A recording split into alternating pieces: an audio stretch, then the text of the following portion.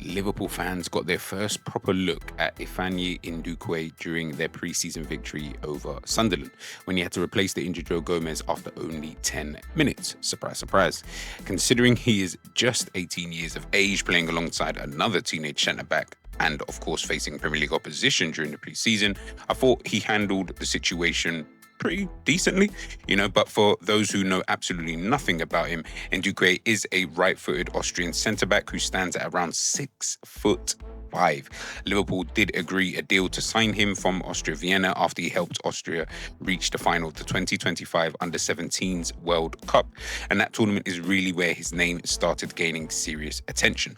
Austria kept 5 clean sheets during that tournament and conceded only twice across the competition, with Ndukwe becoming one of the main defensive leaders of that team. But what exactly does he do as a defender, and what type of centre-back have Liverpool actually signed?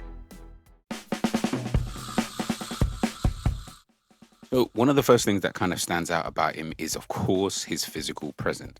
You can't really avoid it. He is absolutely massive for an 18-year-old. But the important thing is that he actually understands how to use that size.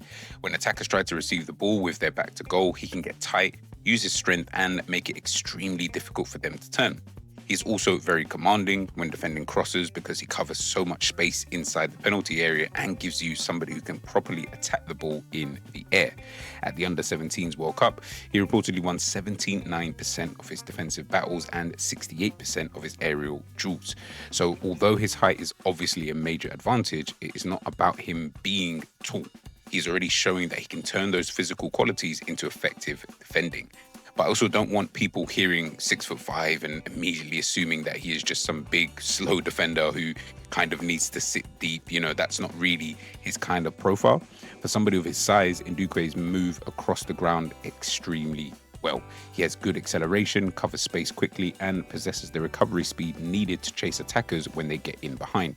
That mobility allows him to defend further away from his own goal, which is something Liverpool will need from their centre-backs. Liverpool normally want to push up pitch, control possession, and keep the opposition trapped inside their own half. The problem with doing that is that your defenders are often left with a huge amount of space in behind them. You therefore need centre-backs who are comfortable defending 1v1 and have enough pace to recover whenever the defensive line is broken.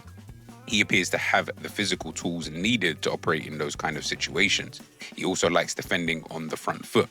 Instead of constantly dropping towards his own penalty area and allowing the striker to receive the ball, he will often step forward and try to stop the attack before it develops. He reads passes into the forward, gets across his opponent, and uses his frame to either win the ball or prevent the attacker from turning. That aggressive approach can make him look extremely dominant, especially when he gets his timing right. But it's also an area where he still needs to develop. As I mentioned, he is only 18. Doesn't look it, but he is. There are moments where he steps out of defense too quickly and he leaves space behind him. Against better attackers, listen, that space, as we know, will be punished. And in the Premier League, it will definitely be punished, even by the most average of strikers. That is completely normal, of course, for an 18-year-old. Young defenders often want to win every challenge instead of sometimes recognizing that the better decision is probably just to remain in your position. The encouraging thing is that he usually has the pace to recover, whether he needs to go or whether he does make that wrong decision. On the ball, he looks calmer than you might expect for somebody with such limited senior experience. Against Sunderland, of course, in the pre-season, he wasn't panicking or immediately clearing the ball whenever it reached him. He was willing to take a touch, lift his head, and choose his pass. Most of his distribution is quite simple. He will move the ball across the defense or play a safe pass into midfield rather than attempting something risky. However, he has also shown that he can play longer diagonal passes with his right foot and switch the play towards the opposite side. That kind of combination of height, speed, and long passing, of course, as we do, has already produced some early comparisons with none other than Virgil van Dijk, but Liverpool fans need to be extremely careful with things like that. That comparison is about the general profile, a huge right-footed centre-back with recovery pace who can defend large spaces and switch the play. I get it. But it doesn't mean that he is currently anywhere near that level. I don't think people, of course, think that anyway, but you do need to be so careful when you do make those kind of comparisons, because then it almost gives you expectations of a player to live up to, which might not really be there. And he needs to be his own player. But As I said before, he's got the basic foundations. He doesn't look uncomfortable with the ball. He doesn't rush unnecessarily, and he appears capable of developing into a defender who can contribute, during Liverpool's build-up play in the future.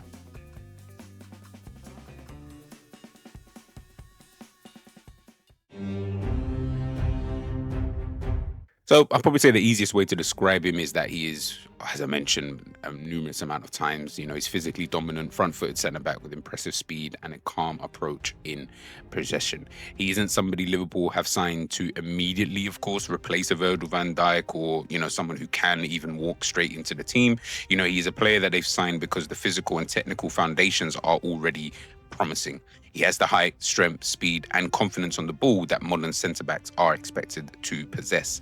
The next stage is about gaining the experience, improving the smaller details, and learning when to be aggressive and when to remain patient. But Liverpool should develop him correctly, and of course, as we know, he's probably going to go out on loan. Where he goes, I have no idea. What type of club should he go to? So many different questions, not enough answers at this stage of the window. But I do think that just going out on loan, playing some football, playing some senior football week in, week out will do him the world of good. But let's see how he kind of looks, if we can revisit this maybe in a year's time when he's actually developed playing some football, then we can really take a better look at the player that he is.